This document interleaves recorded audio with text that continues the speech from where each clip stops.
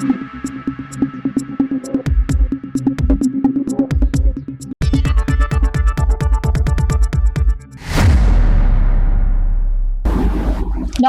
সময় বাংলা সংবাদে আপনাদের স্বাগত। আপনাদের সাথে আমি প্রীতি। দেখে নেব আজকের বিশেষ বিশেষ সংবাদ। জনদাবির জয় রক্ষা পাচ্ছে আমতলার ঐতিহাসিক ক্ষুদিরাম মূর্তি, স্থানান্তরের দায়িত্বে ভাস্কর বিশ্বরূপ পাল। অবশেষে জনদাবির মুখে নড়ে চড়ে বসল জেলা প্রশাসন। মেদিনীপুর শহরের প্রবেশদ্বার আমতলায় অবস্থিত শহীদ ক্ষুদিরাম বসু জেলার অন্যতম বৃহৎ আবক্ষ মূর্তিটিকে ভাঙনের হাত থেকে রক্ষা করতে বুধবার সকাল থেকেই যুদ্ধকালীন তৎপরতায় স্থানান্তরের কাজ শুরু হয়েছে। তৃতীয় কাঁসাই সেতু নির্মাণ কাজের জন্য মূর্তির পাদদেশে মাটি খনন এবং টানা ভারী বৃষ্টির জেরে মূর্তিটি বিপজ্জনক অবস্থায় পৌঁছে যায়। যে কোনো মূর্তি ধসে পড়ার আশঙ্কা তৈরি হয়। বিষয়টি নিয়ে উদ্বেগ ছড়িয়ে পড়ে শহর জুড়ে। এরপরে নাগরিক সমাজ, স্থানীয় বাসিন্দা ও বিভিন্ন সংগঠনের পক্ষ থেকে মূর্তিটি রক্ষার দাবি জোরালো হয়। 1998 সালে স্থাপিত এই ঐতিহাসিক মূর্তির দুরবস্থার বিষয়টি প্রথম সোশ্যাল মিডিয়ায় তুলে ধরেন শিক্ষক সুদীপ কুমার খাড়া ও বুদ্ধদেব দাস। পরে জেলা ডিওয়াইএফআই এর পক্ষ থেকে জেলা শাসকের কাছে স্মারকলিপি জমা দেওয়া হয়। পাশাপাশি সমাজকর্মী রাহুল কোলে স্থানীয় মানুষদের নিয়ে আন্দোলনের ডাক দেন এবং ঐতিহ্য রক্ষার দাবিতে সরব হন। ক্রমবর্ধমান জনচাপের মুখে প্রশাসন দ্রুত পদক্ষেপ গ্রহণ করে। মূর্তিটি যাতে অন্তত অক্ষত অবস্থায় নিরাপদে স্থানান্তর করা যায় তার দায়িত্ব দেওয়া হয়েছে জেলা প্রখ্যাত ভাস্কর বিশ্বরূপ পালকে।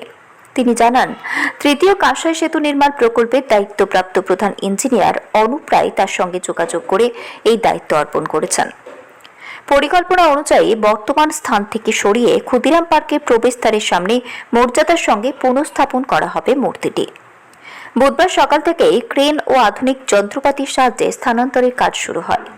কাজের অগ্রগতি দেখতে ঘটনাস্থলে উপস্থিত ছিলেন সমাজকর্মী রাহুল কোলে, সৌভিক পট্টনায়ক, সুশান্ত গোস্বামী সহ এলাকার একাধিক যুবক ও বাসিন্দা।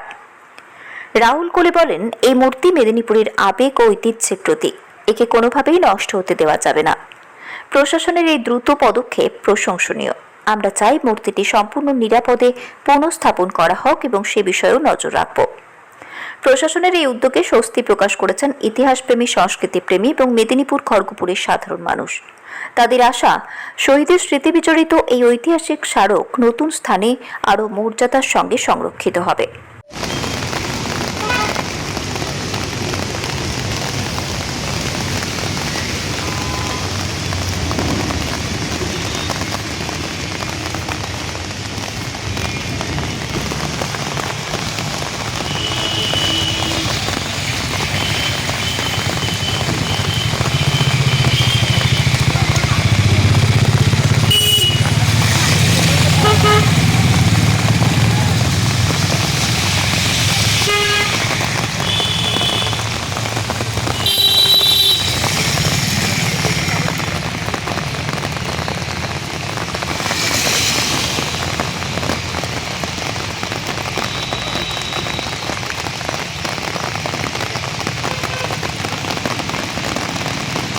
সাধারণ ইঞ্জিনিয়ার বুঝবে না, আমাকে দায়িত্ব দিয়েছে ইঞ্জিনিয়ার।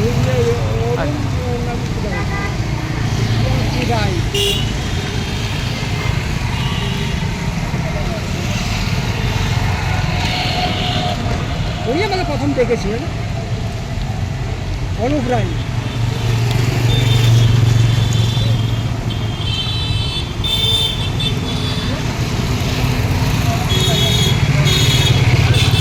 ওদেরই লেবার, ওদেরই সব যাতে ঠিকঠাক ভাবে সাধারণ ইঞ্জিনিয়ার বুঝবে না, আমাকে দায়িত্ব দিয়েছে ইঞ্জিনিয়ার।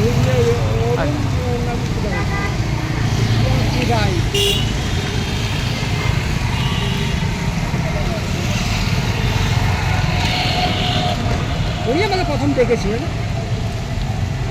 অনুপ রায়।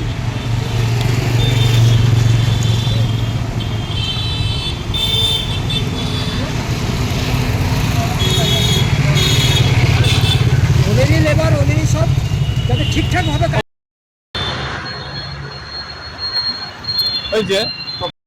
সাধারণ ইঞ্জিনিয়ার বুঝবে না, আমাকে দায়িত্ব দিয়েছে ইঞ্জিনিয়ার।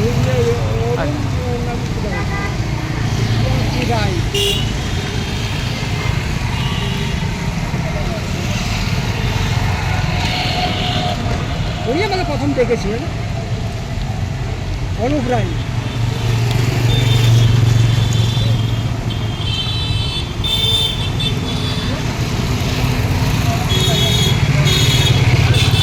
ওদেরই লেবার, ওদেরই সব, যাতে ঠিকঠাকভাবে আমি বিশ্বরূপ পাল শিল্পী। এই ক্ষুদিরামের মূর্তিটি সরানোর প্রয়োজনে আমাকে দায়িত্ব দেওয়া হয়েছে যে যাতে ঠিকঠাকভাবে সরিয়ে এই পার্কেরই একটা অন্য স্থানে বসানো হয়। সেই কাজ আজকে সকাল থেকে এখানে আরম্ভ করেছি। এরপর এটা রিপেয়ার হবে এবং রিপেয়ার হওয়ার পর এটা আবার যেখানে কাজের সময় হবে এখানকার নতুন বসানো হবে। এবং মূর্তিটি রিপেয়ার করার জন্য আমি আমার কারখানায় নিয়ে যাবো, সেই ধরনের কথা হয়েছে। আবার রিপেয়ার করে আবার নিয়ে আসবো। আচ্ছা, আপনাকে দায়িত্ব কারা দিয়েছে? আমাকে অ্যাকচুয়ালি যে দায়িত্ব আছে ইঞ্জিনিয়ার অনুপ রায় মহাশয় দিয়েছেন। অনুপ রায় ওনারই আমি নাম জানি। আছে আরও অনেক সাহেব থাকতে পারে, সেটা আমার ঠিক জানা নেই। উনি আমাকে ফোন করেছেন, প্রথম ফোন করে ডেকেছেন এবং বলেছেন। যে জায়গাটা দেখতে পাচ্ছেন ওই জায়গাতে শহীদ ক্ষুদিরাম বসুর একটা পূর্ণাবয়ব মূর্তি ছিল। আপনারা সবাই জানেন যে মূর্তিটা 1998 সালে ডিওএফ এর উদ্যোগে তৈরি হয় এবং ক্যাপ্টেন লক্ষ্মী সাইকেল উদ্বোধন করেছিলেন এবং সেটি দীর্ঘদিন ধরেই রয়েছে এবং এই ক্ষুদিরাম পার্ক তার নামেই। এবং সমস্যা যেটা হলো যে এখানে নতুন রাস্তা তৈরি হচ্ছে বা ব্রিজ তৈরি হবে, ফলে চাওড়া হচ্ছে সেটা, এবং এই যে নতুন তৃতীয় ব্রিজ সেটা এই ক্ষুদিরাম মূর্তির উপর, ফলে মূর্তিটাকে সরাবার প্রয়োজন হয়ে পড়েছিল। এবং কিন্তু মূর্তির এত কাছ থেকে মাটি কেটে দেওয়া হয়েছিল যে পরপর যে বর্ষণ হচ্ছিল তাতে যে কোনো সময় মূর্তিটা ভেঙে পড়তে পারত। গত কয়েকদিন ধরে আমরা কখনো স্টিল ছবি করে, কখনো ভিডিও করে, কখনো লাইভ করে সেটা জানানোর চেষ্টা করছিলাম এবং পাশাপাশি ডিআইএফআইও জেলা প্রশাসনকে জানিয়েছিল। আমাদের যেখানে যা যোগাযোগ সেটাও জানিয়েছিলাম আমি, রাহুল, দিলীপ বাবু, বুদ্ধদেবদা সহ আরও অনেকেই এই কাজটা করেছেন, সুব্রত, সুমিত, সবাই করার চেষ্টা করছিলেন।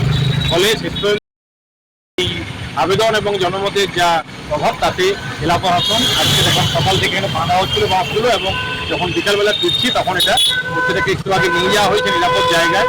আশা করবো আগামী 11ই আগস্ট ক্ষুদিরাম বসুর ফাঁসির দিনে বা 3রা ডিসেম্বর তার জন্মদিনে মূর্তিটাকে একটু পিছিয়ে পূর্ব দিকে সেখানে স্থাপন করা হোক এবং তার মূর্তির সম্মান রক্ষা হোক এবং ব্রিজও যেভাবে হচ্ছে যোগাযোগ ব্যবস্থায় আরও উন্নতি হবে সেটা এগিয়ে চলুক। জেলা প্রশাসনকে ধন্যবাদ এবং পাশাপাশি সবাইকে ধন্যবাদ। আমরা গত পরশুদিন যে প্রিন্ট মিডিয়া, সোশ্যাল মিডিয়া চারদিকে প্রতিবাদ জানিয়েছিলাম আমাদের খড়গপুর গ্রামীণের এবং মেদিনীপুর শহরের উপকণ্ঠে অবস্থিত শহীদ ক্ষুদিরাম বসুর আবক্ষ মূর্তি ধ্বংসের মুখে পতিত হচ্ছিল। বর্তমানে আমাদের তৃতীয় কাঁচাই ব্রিজ কাজ শুরু হওয়ার পরে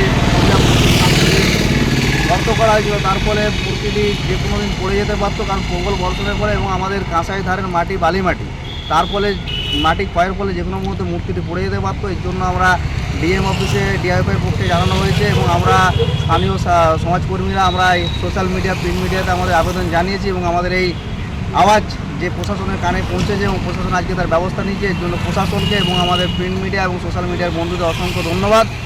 আগামী দিনে আমরা এইভাবেই সামাজিক কাজকর্ম বলে এগিয়ে নিয়ে যাবো এবং আমাদের সমাজের যে প্রতিকৃতি আছে রক্ষা করা আমাদের প্রত্যেকের দায়িত্ব। এর একটা ঐতিহ্য, এই ঐতিহ্য কোনো মতেই ধ্বংস করা যাবে না এবং এই মূর্তিতে আরেকটি ঐতিহ্য আমাদের আজাদিন বাহিনীর সুভাষচন্দ্র বসু, হাসি রানী বাহিনীর ক্যাপ্টেন শ্রীমতী লক্ষ্মী সাইকেল এই মূর্তিটি প্রতিষ্ঠা করে দিয়ে গেছিলেন 1998 সালে। সেই মূর্তির ধ্বংসাবশেষ কোনোভাবেই করতে দেওয়া সম্ভব ছিল না এবং এই জিনিসটা হবে না। এই জন্য প্রশাসনের পক্ষ থেকে বিশ্বরূপ বাবু আমাদের যিনি মূর্তি তৈরি করেন ওনাকে দায়িত্ব দিয়েছেন। এই মূর্তিটি সাদরে এখান থেকে নামিয়ে নিয়ে ওনার কারখানায় নিয়ে যাবেন এবং ওনাকে মূর্তিটিকে পুনরায় পুনরুদ্ধার করে আমাদের পার্কের কোনো এক জায়গায় স্থানান্তরিত করবে। এর জন্য সকলকে অসংখ্য ধন্যবাদ।